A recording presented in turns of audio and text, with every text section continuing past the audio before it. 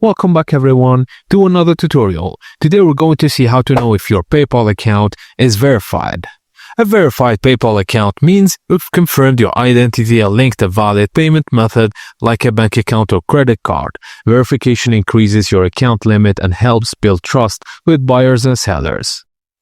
Firstly, log into your PayPal account, then click on the settings icon in the top right corner.